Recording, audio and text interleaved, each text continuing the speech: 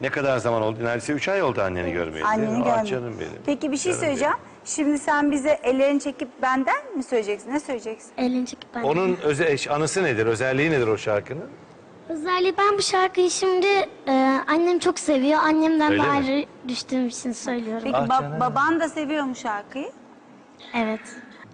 Bu bizim Kastamonu'da o şarkı çok meşhurdur. Çok meşhur. Çok meşhurdur, evet. Ellerini çekip Ellerini- ben. Ellerini çekip çekil ben. benden. Böyle yayla şenliklerine, festivallere gidildiği zaman O özlerler, söyle. gideriz, evet. Mutlaka o şarkıyı söylettirirler. Evet, Annemiz de onu çok seviyormuş. evet aynen. O Buradan zaman- annen Heh, izliyor şimdi seni. Annen şimdi izliyordur. Sen Hadi ona neler bir şeyler söylemek söyle. istersin Ne annene? söylersin? Buradan annemin ellerinden ve gözlerinden öpüyorum. Ona çok yani yanaklarından da öpüyorum. Ona, Kucaklıyorsun, evet, sımsıkı kucaklıyorsun. Ve onu çok seviyorsun. sevgilerimi yolluyorum. Ay kuzum benim. Yolluyorsun. Peki efendim, ellerini çekip benden ve Berna.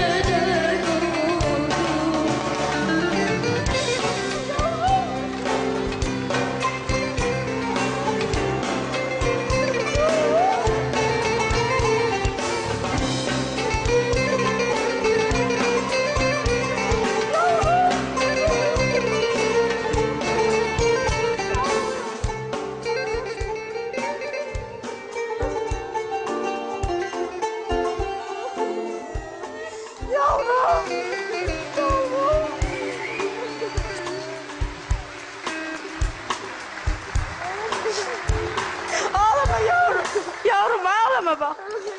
Ağlama yavrum. Ağlama yavrum. Yavrum ne? Yavrum.